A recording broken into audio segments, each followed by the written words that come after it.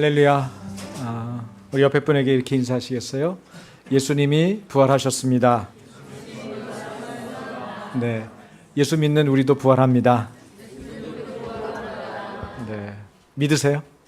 할렐루야. 네, 부활 후 첫 주일입니다. 하나님 말씀인데요. 요한복음 21장 말씀부터 읽겠습니다. 제가 24절 먼저 읽죠. 이 일들을 증언하고 이 일들을 기록한 제자가 이 사람이라. 우리는 그의 증언이 참된 줄 아노라.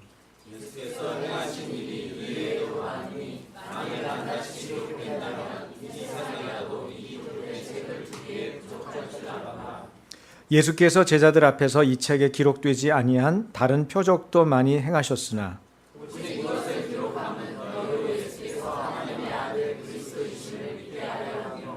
또 너희로 믿고 그 이름을 힘입어 생명을 얻게 하려 함이니라. 아멘. 여러분, 봄은 죽음에 대하여 말하기에는 아주 가장 부적절한 계절이라고 말할 수 있습니다. 모든 만물이 생동하기 때문입니다. 제가 최근에 아주 재미있는 일을 하고 있는데 교회 입구 화단에 그동안 있었던 나무인 회양목이 자꾸 말라 죽더라고요. 그래서 원인을 제가 연구해서 찾을 수는 없고 흙을 그동안 그 아기 학교 하느라고 놔뒀던 옥상의 흙들을 날라다가 섞고 그 다음에 거기에 이제 노란빛과 오렌지색을 띌 수 있는 그런 꽃씨들을 사다가 해바라기도 있고 금자나도 있고 이런 씨들이 있는데 제가 사실은 이 화단 가꾸기 처음 하는 일이에요. 그러니까 저한테는 얼마나 어려운 일이었겠어요.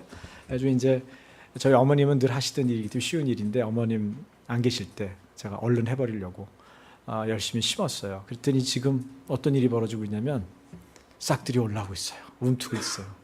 너무 재밌는 거예요. 새벽에 갈 때 새벽기도 가는 재미도 있지만은 새벽기도 나오는 재미도 있지만 또 한 가지는 야, 화단 보러 갔으면 좋겠다. 화단 어떻게 됐을까? 이런 재미가 있더라고요. 그래서 이게 꽃 키우는 분들이 이런 재미로 이거 수고를 하는구나. 그런 재미를 처음 느껴봅니다. 생명의 씨앗 심기는 꽃 피우는 계절에 대한 가장 확실한 투자입니다. 지금은 싹이 보이지만 여러분이 한 달, 두 달 지나서는 이제 뭐를 보기 시작하실까요? 꽃들을 보겠죠. 우리만 보면 억울하잖아요. 그래서 우리 아이들도 보라고 2층 베란다도 한번 했어요. 그때 제가 허리가 삐끗해가지고 지금 깨끗하게 나왔습니다만은 하여튼 좋은 계절입니다. 꽃 피는 계절. 오늘 여러분에게 말씀을 전할 것은 부활이라는 말씀의 씨앗을 우리 다시 한번 우리 심령 가운데 심기를 원합니다. 요한복음은 여러분 증언의 책이에요. 예수님이 하나님의 아들이시고 메시아, 그리스도이심을 드러내는 이런 책이죠. 그래서 요한복음을 읽는 독자들이 예수님을 믿어서 영생을 하도록 쓰여진 책이 어떤 책이냐? 요한복음입니다. 이처럼 요한복음은 예수님에 대한 증언의 책입니다. 오늘 본문 말씀이지만 다시 한번 읽겠습니다. 요한복음 20장 30절 31절 다 같이 예수께서 제자들 앞에서 이 책에 기록되지 아니한 다른 표적도 많이 행하셨으나 오직 이것을 기록함은 너희로 예수께서 하나님의 아들 그리스도이심을 믿게 하려 함이요 또 너희로 믿고 그 이름을 힘입어 생명을 얻게 하려 함이니라. 네. 여기 표적이란 말이 나오죠. 요한복음은 표적이라는 말을 참 많이 쓰고 있어요. 이 표적은 무슨 말이냐면 예수님께서 메시아임을 증거하기 위해서 베푸신 기적을 말합니다. 그래서 첫 번째 표적이라 두 번째 표적이라 이렇게 쭉 나오는데 이 표적을 볼 때마다 뭘 봐야 돼요? 예수님은 메시아시구나. 예수님은 그리스도가 맞구나. 그거를 여러분이 그 표적을 기록한 성경 말씀을 읽을 때마다 사실은 고백해야 하는 겁니다. 고백이 느껴지고요. 그 말들을 할 수 있어야 돼요. 그러니까 성경을 읽어도 성경이 내 것이 되는 사람이 있고 성경이 남의 얘기가 되는 사람이 있어요. 설교를 잘 듣는 방법은 뭘까요? 두 가지예요. 하나는 나에게 주시는 말씀을 오늘 하나님께서 목사님을 통해서 들려줄 거다. 그것을 기대해야 돼요. 여러분, 기대가 없으면 안 들립니다. 남의 얘기는 지루하고 재미가 없고 그래서 피곤합니다.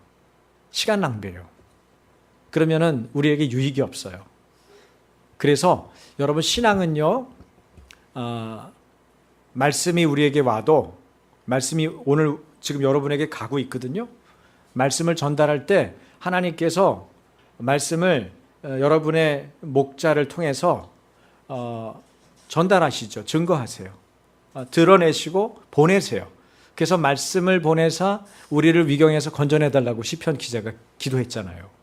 말씀이 여러분 보내집니다. 그 말씀이 전달되고 들을 때 여러분이 말씀을 받을 때 무슨 말씀으로 받아들여야겠어요? 안 목사의 말이 아니라 안 목사를 통한 하나님의 말씀으로 받아들이는 게 중요해요. 그것이 믿음이에요. 말씀이 믿음하고 결합되어야 우리 삶 가운데 실제적인 일들이 일어나는 거예요. 그것이 말씀이 역사한다 이런 표현이에요. 여러분 따라서 해보시겠어요? 말씀이 내게 역사한다. 그래서 말씀이 딴 남의 얘기가 아니고 내 얘기가 되고, 말씀이 사람의 말이 아니라 하나님의 말이 되고, 이 두 가지가 우리에게 아주 중요해요. 그럴 때 여러분에게 의미가 있습니다. 오늘도 여러분의 말씀의 씨앗이 여러분의 심령에 심겨올 텐데, 여러분의 말씀의 씨앗이 여러분 마음에 심겨올 때, 심령에 심겨올 때 부활의 꽃으로 피기를 주님의 이름으로 축원합니다. 영생의 꽃으로 피어지기를 주님의 이름으로 축원합니다. 할렐루야. 예수님은 이 땅에 사람으로 오셨습니다. 그리고 부활과 영생의 꽃을 피우기 위해서 뭘 심으셨어요? 십자가를 심으셨어요. 예수님 자신을 심으셨어요. 우리가 그분을 하나님의 아들로 믿는 이유가 있습니다. 죽으셨다가 사흘 만에 다시 살아나셨기 때문이죠. 여러분, 부처도 마호메트도 공자도 모든 인류는 죽음을 피하지 못했죠. 다 죽었어요. 그들은 다 무덤이 있습니다. 그래서 암흑의 무덤이다 다 얘기해요. 아무리 탁월했던 성인 같은 사람도 그 사람의 무덤이 있어요. 그 사람의 무덤에 그 사람의 시신이 있고 그 사람의 뼈가 있죠. 그런데 예수님은 무덤이 없죠. 예수님 빈 무덤. 왜요? 예수님이 사흘 만에 죽었다가 사흘 만에 다시 살아나셨기 때문에. 예수님의 부활은 아주 가치가 있는 것입니다. 오직 예수님만이 부활하셔서 우리의 구세주가 되셨죠. 많은 이들이 예수님을 역사적인 인물이라고는 받아들입니다. 예수 안 믿는 분들도 상당수가 예수님이 역사적인 인물이라는 걸 받아들여요. 그렇지만 죽었다가 살아나셨다, 죽었다가 사흘 만에 부활하셨다라고 하는 것을 믿으려고 하지 않습니다.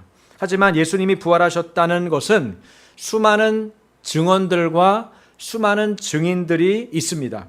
그러므로 예수님의 부활은 역사적인 사건인 동시에 영적인 사건이죠. 부활이 있다는 것은 또 어떤 것을 약속할까요? 예수님의 재림이 있다는 거죠. 부활이 있다는 건 또 뭐가 있다는 거예요? 예수님이 다시 오셔서 우리를 심판한다는 거예요.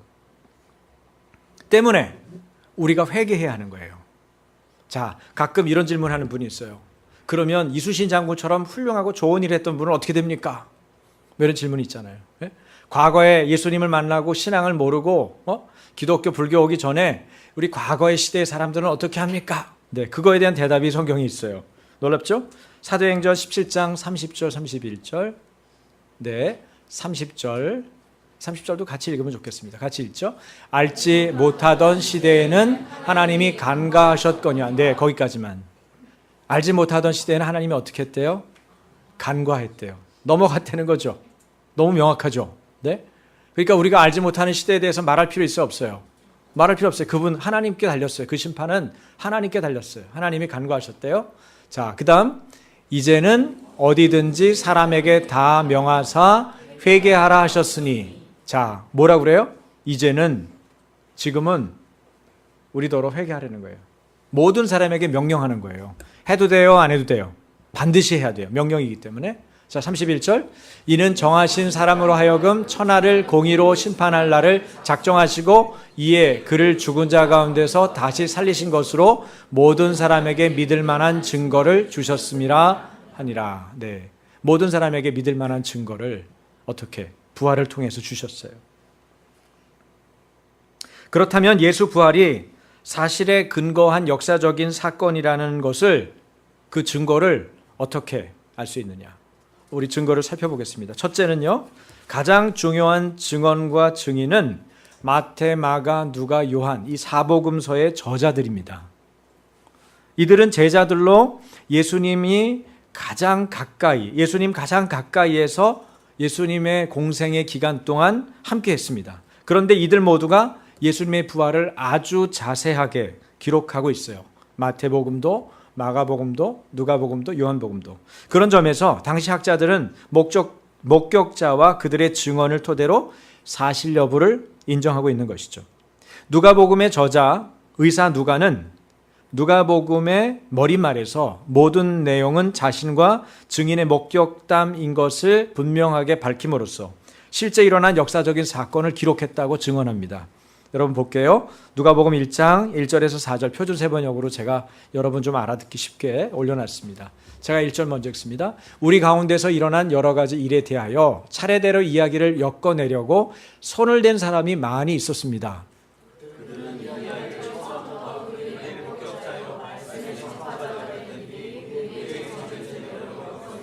그런데 존귀하신 데오빌로요.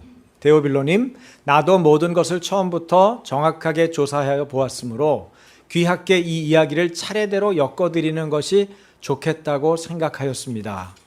이는 이미 배우신 일들이 확실하다는 것을 귀하께서 아시게 하려는 것입니다. 누가가 데오빌로라고 하는 사람에게 말을 하면서 본인이 정확하게 처음부터 조사해서 봤다. 그리고 차례대로 엮은 것을 소개하는 것이기 때문에 확실한 거다. 이런 얘기를 지금 강조하고 있죠.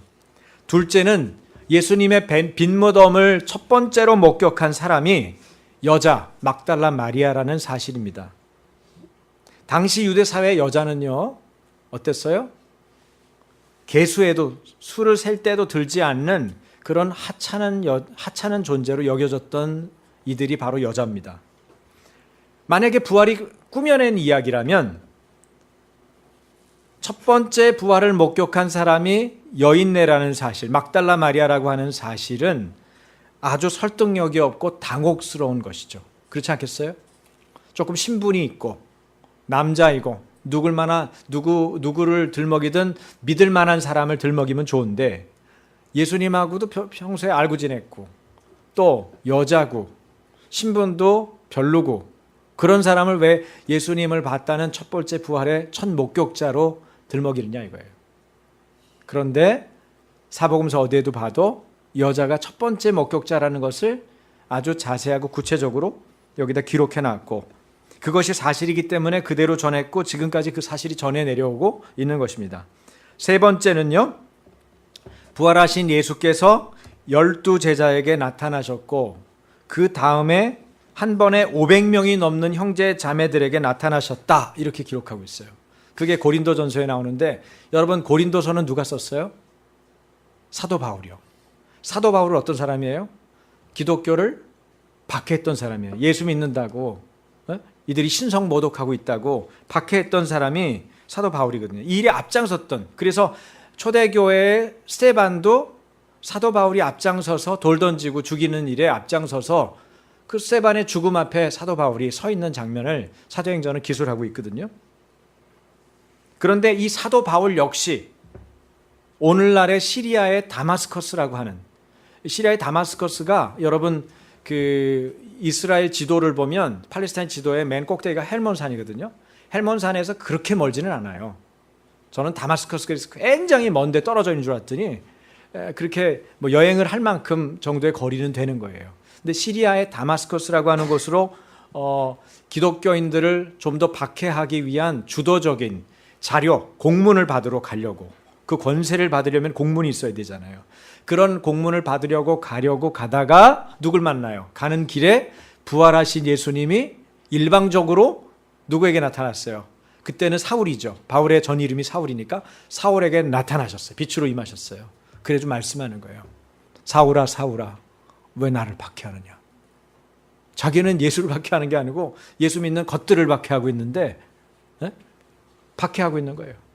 그럴 때 예수님을 만나고 예수님을 만났던 사울이 바뀌어서 바울이 되고 그죠? 이 사람이 예수님을 복음 전하는 사도가 되죠. 그런데 예수님을 전하는 이 사도 바울이 자기 자신을 소개할 때 이렇게 소개해요. 자신이 다리 차지 못하고 태어난 사람같이 부족하고 가장 작은 사도이고 사도라 불릴 자격이 없다고 말합니다. 그 이유가 뭐예요? 교회를 박해했기 때문에요.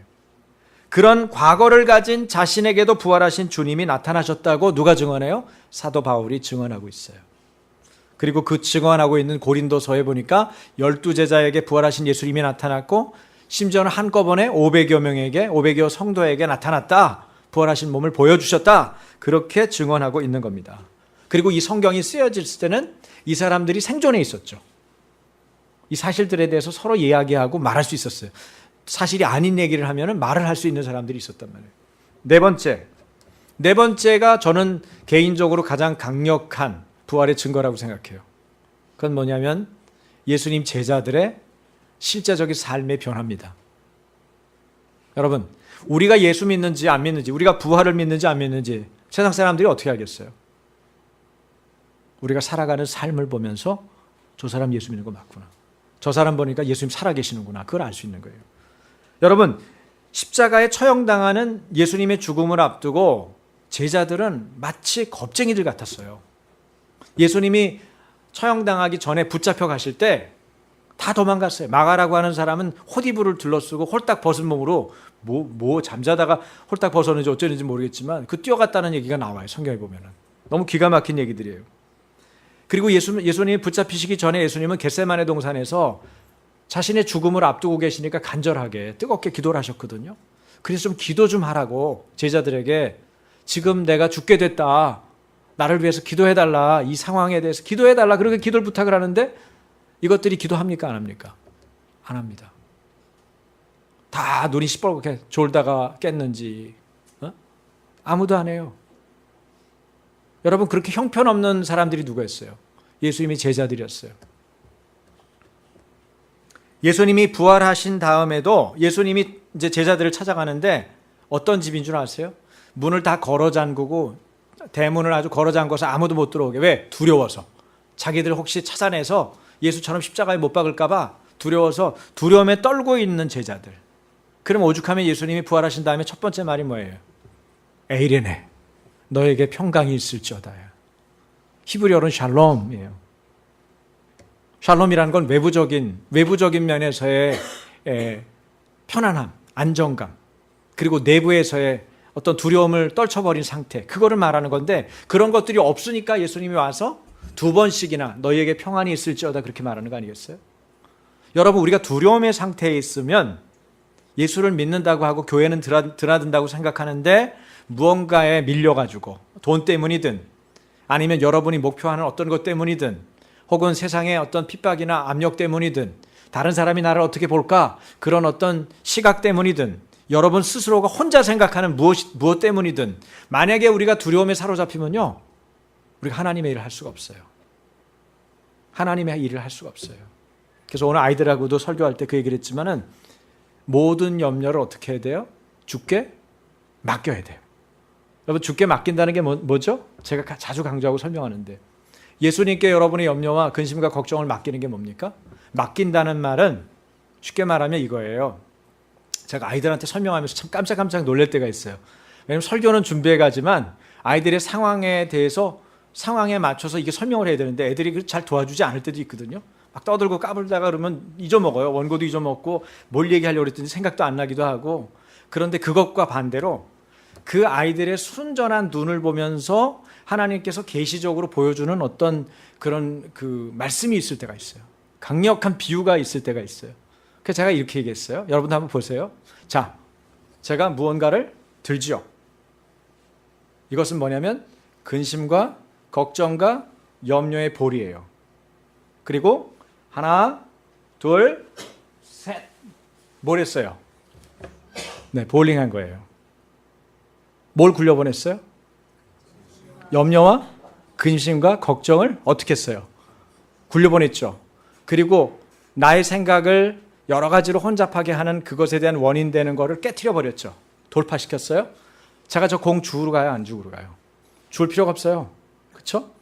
제가 주울 필요가 없죠.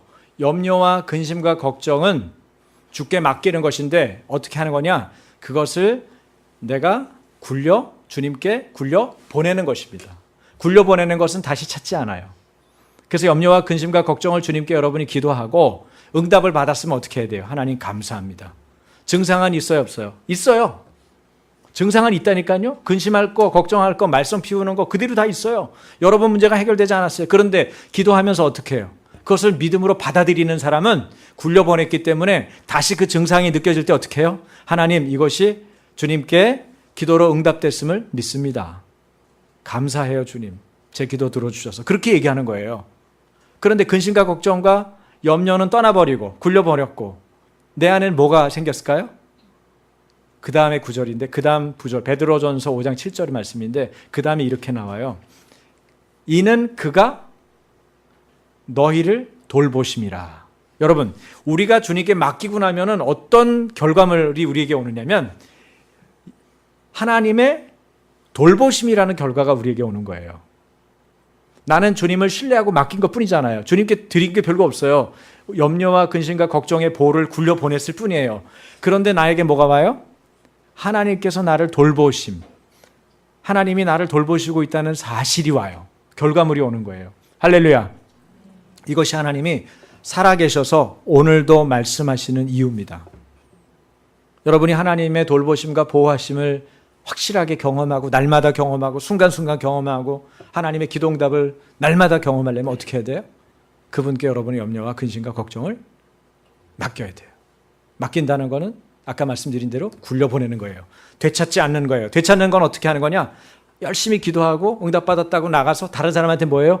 근데 내가 예를 들어서 허리가 나았다고 믿었어 자기가. 기도하고 하나님이 허리를 고쳐줬다고 믿는데 나가서는 또 뭐라 그래? 근데 허리가 아프다.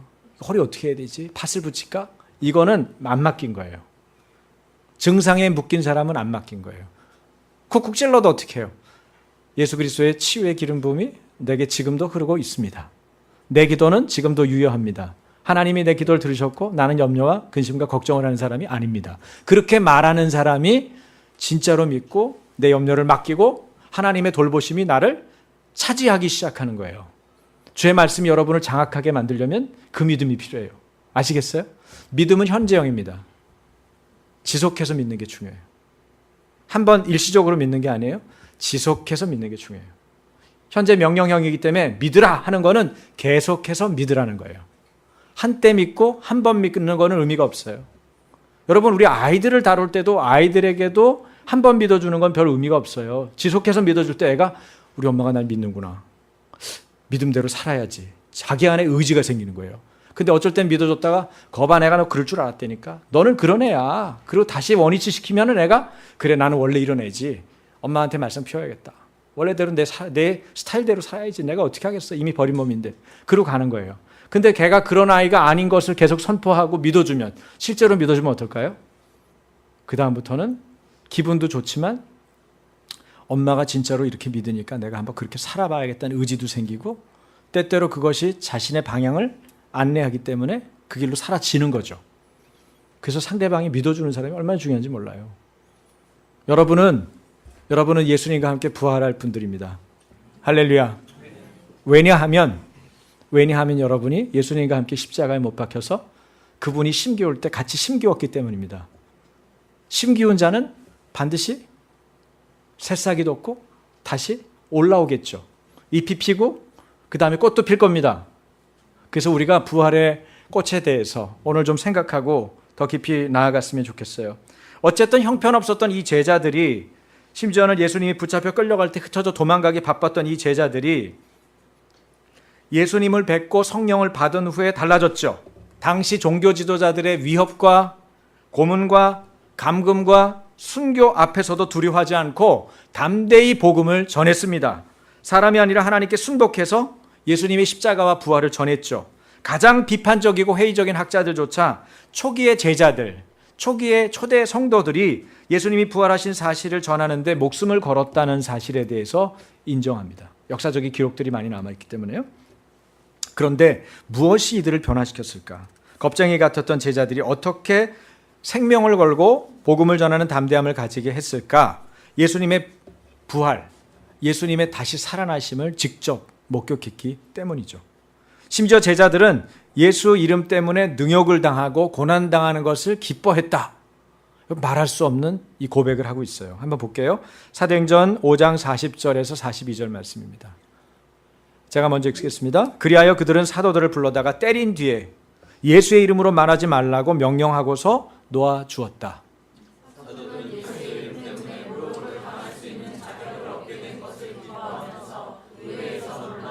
42절 그들은 날마다 성전에서 그리고 이 집 저 집에서 쉬지 않고 가르치고 예수가 그리스도임을 전하였다.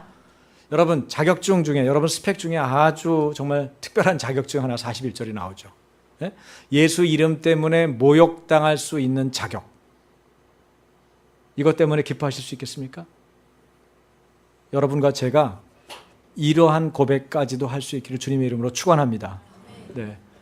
그래서 망신당하 예수 이름 전했다고 망신당하고 너 예수쟁이지 그러고 무시당하고 그럴 때마다 여러분 미소를 띠십시오. 하나님 감사합니다. 나도 예수쟁입니다.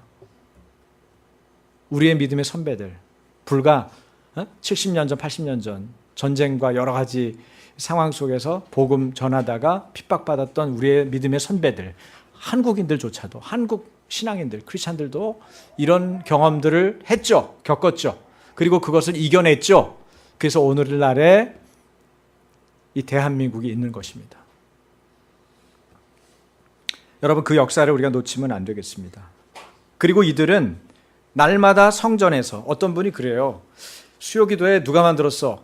새벽기도 누가 만든 거야? 이렇게 피곤하게 이렇게 말했다는 거예요. 그런데 여러분 누가 만들었어요? 네? 예수님과 초대교인들이 만들었어요. 사도들이 만들었어요. 예수님이 새벽기도 하셨죠. 그 다음 또 왜 수요일날 또 모이는 거야? 그런데 여러분 수요일만 모인 게 아니에요. 그 당시에 초대교인들은 어떻게 했어요? 매일 모였죠. 매일 모였어요. 교회가 왜 이렇게 모임이 많은 거야? 아니요. 믿음을 갖고 예수를 알게 되면 만나는 것이 너무너무 행복하기 때문에 여러분들이 사랑하고 좋아하는 사람 만나는데 횟수 생각합니까? 야, 우리 7번 만나다 그만 만나자 이럽니까? 그런 사람은 아무도 없어요. 사랑하고 좋아하는 사람은 아까 만났는데 또 만나고 지금 전화했는데 또 전화하고 야, 우리 2시간 통화했다 그래놓고 그 다음에 또 전화하면 3시간 통화하고 그게 사랑하는 사람, 좋아하는 사람, 만나고 싶은 사람 만나는 거예요. 그렇죠? 여러분 초대교회에서 복음을 받고 믿음을 갖게 된 분들은 이 사람들이 부활의 신앙으로 가득 찼다는 것을 이런 것들을 통해서도 볼 수 있어요. 날마다 성전에서 그리고 이 집 저 집에서 쉬지 않고 가르치고 예수가 그리스도임을 전하였다. 이것이 초대교회의 가장 강력한 복음의 능력을 가진 비결이라고 볼 수 있어요. 왜 그랬을까요? 분명하게 예수님의 부활을 경험했기 때문이에요. 또한 예수님이 보내주신 성령을 받았기 때문입니다. 이들에게 하나님의 지혜와 능력이 임했습니다. 죽어도 살 것이라는 확신이 있었습니다. 요한복음 11장 25절에서 26절이죠. 다 같이 고백하면서 읽겠습니다. 예수께서 마르다에게 말씀하셨다. 나는 부활이요 생명이니 나를 믿는 사람은 죽어도 살고 살아서 나를 믿는 사람은 영원히 죽지 않을 것이다. 내가 이것을 믿느냐? 여러분 이것을 믿으세요? 아멘. 저도 믿습니다. 이것을 믿고 있는 저 자신이 너무 신기해요. 나사로의 죽음 앞에서 누이 동생 마르다에게 물으셨던 예수님의 물음에 제자들 역시 네 주님, 주님께서 그리스도이시고 하나님의 아들이라는 사실을 저희는 믿습니다 라고 대답할 준비가 되어 있었던 거죠. 요한복음은 여러분 요한복음은 증언의 책이에요. 특별히 가장 처음 나오는 증인이 있죠. 누구예요? 세례 요한이죠. 그래서 요한복음은 세례 요한의 증언으로 시작됩니다. 세례 요한은 이 지금 요한복음의 저자는 세례 요한이 아니에요. 제자 요한이죠. 요한이 다른 사람이 또 있어요. 그런데 이 세례 요한은 예수께서 어둠을 몰아내는 빛이심을 알립니다. 그런 예수님께로 모든 사람을 믿도록 이끌기 위해 온 증인이죠. 그래서 여러분 예수님을 부르는 것이 참 중요해요. 여러분 삶 가운데 여러분 생각에 우울이 이렇게 찾아오고 여러분 어떤 일에 어두움이 찾아오고 여러분 마음 가운데 부정적인 생각이 찾아왔을 때 어떻게 해야 돼요, 여러분? 어떻게 해야 돼요? 네? 어떤 분은 노래를 부른대요. 노래 부르는 거 좋아요. 좋은 방법이에요. 또 어떻게 해요? 햇볕 있는데 나간대요. 그것도 좋은 방법이에요. 그렇죠? 운동을 한대요. 그것도 괜찮아요. 나쁘지 않아요. 그런데 가장 좋은 방법이 있어요. 그건 뭐예요? 예수님을 부르는 것입니다. 할렐루야. 해보시겠어요? 예수님. 제게 와주세요. 너무 쉽죠? 네, 예수님 제게 와주세요. 제 생각을 사로잡아 주세요. 제 마음을 다시 빛으로 비춰주세요. 주님의 빛으로. 예수님이 어떤 분이기 때문에요? 예수님이 빛이시기 때문에. 그래서 세례 요한은 예수님을 증언했어요. 요한복음 1장 6절과 7절입니다. 역시 같이 읽겠습니다. 그 사람은 빛을 증언하러 왔다. 그 증언으로 모든 사람을 믿게 하려는 것이었다. 그 사람 자신은 빛이 아니었다. 그는 그 빛을 증언하러 온 것뿐이다. 예수님이 빛이고 빛을 증언하러 온 사람이 세례 요한이었다, 그 얘기예요. 또 예수님을 만난 사람들이 예수님을 증언했죠. 예수님 만난 사람이 여러 명인데 그 중에 한 사람 소개할게요. 요한복음 4장 39절. 자, 같이. 그 동네에서 사마리아 사람들이 많이 예수를 믿었다. 그것은 그 여자가 자기가 한 일을 예수께서 다 알아맞히셨다고 증언하였기 때문이다. 이거를 자세하게 설명할 수는 없지만 사마리아 여인을 통해서 사마리아 마을에 있던 사람들이 예수를 믿게 됐죠. 한 사람의 증언으로 많은 사람들이 돌아왔어요. 이게 하나님의 역사예요. 여러분, 우리가 가까운 가족도 예수 믿게 해보려고 애를 쓰는데도 잘 안 되잖아요. 근데 하나님의 역사하면 어떻게 돼요? 내가 말 한마디를 하고 예수님 만났는데 예수님이 내 속을 다 알더라. 내가 어떤 과거를 살았는지 내 아픔과 내 상처를 다 아시더라. 그리고 말씀하시더라. 너가 나를 먹으면, 너가 나를 마시면 영원히 목마르지 않을 것이다. 다시는 줄이지 않을 것이다. 그렇게 말씀하는 분이 있는데 이분은 메시아다. 그리고 증언했죠.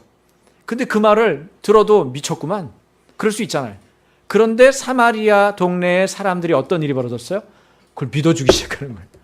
믿어지는 거예요. 여러분, 믿음은 하나님께서 주시는 선물이에요. 그렇기 때문에 그 선물이 누가 믿어질지 알지 못하기 때문에 우리에게 믿음을 전해야 될, 부활을 전해야 될 어떤 순간, 포인트가 왔을 때 여러분 담대하십시오. 여러분에게 있는 능력으로 전하는 게 아니에요. 하나님이 주시는 능력으로 전하는 것입니다. 그래서 말씀을 전해야 될 순간이 언제입니까? 여러분에게 감동이 왔을 때 멈추지 않고 입을 떼는 거예요. 어떻게 A, B, C를 전해야 될까? 여러분, 그것도 걱정할 필요 없어요. A의 첫 짝대기 하나를 긋는 순간에 나머지 A, B, C가 써지는 거예요. 말에 입을 떼면 그 말에 증거들이 나타나기 시작하는 거예요. 왜 그럴까요? 내 안에 예수가 있고 내 안에 예수의 영이 있기 때문에 그래요. 예수의 영은 진리의 영이고 진리의 영은 예수님을 증언하는 영이에요. 성령은 예수님을 증언하는 영입니다. 그래서 여러분이 예수님을 증언할 때 여러분의 믿음도 확실해지고 여러분의 부활의 증인이 될 수 있고, 그리고 그 증거를 할 때 여러분의 말이 어떤 말을 해야 될지를 주님께서 넣어주시는 거예요. 그리고 내가 하는 말이 권세가 있는 게 아니고 주님께서 넣어주신 말을 내뱉을 때 그 말이 우리의 삶 가운데 구체적으로 역사하는 거예요. 나를 바꾸는 거예요. 나를 변화시키는 거예요. 제자들의 이런 변화의 역사, 그리고 변화된 사람들, 그들이 전했던 증언들 때문에 변화된 많은 사람들, 이 사람들이 결국은 예수님이 부활했다는 것을 가장 강력하게 오늘날까지 증언하는 가장 중요한 증거죠. 온 세계, 온 역사 속에서 계속해서 이런 증인들과 증언들이 있는 거예요. 그런가 하면 예수님이 하신 사역과 또 하나님 자신이 직접 예수님을 증언했어요. 요한복음 5장 36절, 37절입니다. 자, 졸리는 분도 같이 읽으세요. 36절 제가 읽을게요. 아버지께서 나에게 완성하라고 내려주신 일들, 곧 내가 지금 하고 있는 바로 그 일들이 아버지께서 나를 보내셨다는 것을 증언하여 준다. 30절 다 같이. 또 나를 보내신 아버지께서 친히 나를 위하여 증언해 주신다. 심지어는 어떻게 했어요? 하나님이. 이는 내 사랑하는 아들이요, 네? 내 기뻐하는 자다. 그렇게 말씀했어요. 사람들이 그걸 들었어요. 무슨 소린가?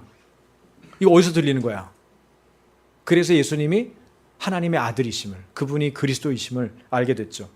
수많은 증언과 증인에도 불구하고, 그럼에도 불구하고 생명을 얻으려고 예수님께 오지 않는 사람들을 생각하면서 예수님은 안타까워하고 불쌍히 여기십니다. 성경이 또 마지막으로 예수님을 증언하는데요. 요한복음 5장 39절과 40절입니다. 같이 읽겠습니다. 너희가 성경을 연구하는 것은 영원한 생명이 그 안에 있다고 생각하기 때문이다. 성경은 나를 증언하고 있다. 그런데 너희는 생명을 얻으러 나에게 오려고 하지 않는다. 예. 성경이 예수님을 증언하는데 생명을 얻으려고 예수님께로 오지 않는다. 안타까워하시는 주님의 마음을 우리가 알 수 있습니다. 요한복음 저자는 그래서 예수님이 하나님의 아들이고 메시아이심을 증언합니다. 뭐라고요, 여러분? 하나님의 아들이고 메시아임을 증언해요. 사람들이 이 사실을 믿고 영생을 얻게 하려고 요한복음이 쓰여졌다고 저자는 말하고 있습니다. 예수 그리스도 하나님의 아들을 믿으면 우리는 그가 열어주시는 계시에 따라서 하나님을 알게 되죠. 아들을 믿으면 누가 올까요? 성령님, 아들의 영, 그리스도의 영이 내게 오십니다. 성령님이 내게 임하지 않으면 예수님을 알 수도 없고 죄를 깨달을 수도 없고 선을 행할 수도 없어요. 말로는 그렇게 해요. 내가 예수님이 원하시는 일 해야지. 내가 죄를 깨달았으니까 회개해야지. 해야지. 안 돼요. 알고 있으면 안 돼요. 머리로는 아는데 몸으로 안 행해져요. 입술에서 노는데 삶으로 안 내려가요. 머리가 가슴으로 내려오고 그것이 삶이 되고 그 죄를 깨달은 걸 통해서 주님과의 관계성이 다시 회복될 때까지 되려면 어떻게 해야 돼요? 성령이 오셔야 돼요. 그리고 성령이 오셔서 말씀하시는 것들을 작은 일부터 순종해야 돼요. 주님이 말씀하신 그 일, 선을 행할 수 있는 능력을 주시는 영은 바로 성령이에요. 성령이 오셔서 성령이 우리 안에 충만해야 죄를 이길 수가 있어요. 그것도 넉넉히 이길 수가 있어요. 성령은 진리의 영입니다. 말씀드린 대로 성령은 증거의 영입니다. 가장 강력한 증인이 누구예요? 성령입니다. 예수 믿고 하나님의 자녀가 되면 여러분 창조주 하나님의 상속자가 되는 것입니다. 할렐루야. 그렇게 되면 우리가 가진 피조물로서의 제한성을 뛰어넘게 돼요. 피조물로서의 제한성 뭘까요? 예? 우리가 다른 사람 잘 알지 못하잖아요. 그런데 그런 피조물적인 지식적인 인식적인 한계가 있는데 하나님이 성령을 통해서 깨닫게 하세요. 그게 뭐예요? 지식의 은사죠. 그래서 형제님은 지금 마음이 갇혀 있군요. 누구도 당신의 마음속을 헤아리지 못하기 때문에 그 마음을 열지 못하고 있군요. 그러나 그 하나님께서 당신의 가슴속에 담긴 답답함과 눌려있는 것들을 깨트리고 다시 무덤에서 그 생각의 삶의 무덤에서 일으키기를 원하십니다. 이렇게 말할 수 있는 거예요. 그럴 때 그 형제가 그 가슴속에 답답한 거를 깨트리고 무덤 같았던 자기 자신의 삶을 깨트리고 다시 새로운 삶, 하나님께서 부활을 통해서 주신 새 창조의 삶을 찾아갈 수 있는 거예요. 그 길이 안 열리면 맨날 그 나물에 그 밥으로 사는 거예요. 평생을. 나이는 먹어가는데 내 인생은 안 바뀌는 거예요. 피조물로서의 제한성을 뛰어넘게 돼요. 예수 믿고 하나님의 자녀가 되면 창조주 하나님의 상속자가 되기 때문입니다. 이런 것들에 대한 여러분 믿음과 기대감이 정말 중요해요. 이런 믿음과 기대감이 없으면 우리는 변화되지 않아요. 그 가운데 하나가 뭐예요? 신적인 생명인 영생이죠. 예수를 믿으면 뭐가 들어와요? 예수님 안에 있는 영원한 생명이 내 안에 들어오는 거예요. 또한 하나님께서 예수님을 통하여 주고자 했던 모든 복들을 우리가 받아서 누릴 수 있게 되는 거예요. 요한은 우리가 이러한 신앙에 도달해서 참 구원을 얻도록 요한복음을 썼다고 얘기합니다. 예수님에 대한 증언들이 가득한 예수 증인들의 책이 그런 의미에서 요한복음이에요. 한 분 삶을 소개하겠는데 오래된 얘기입니다만은 우리 그 목회자들 사이에선 유명한 교수님 한 분 있어요. 유호준 교수라는 분인데 이분이 유학 시절 이야기예요.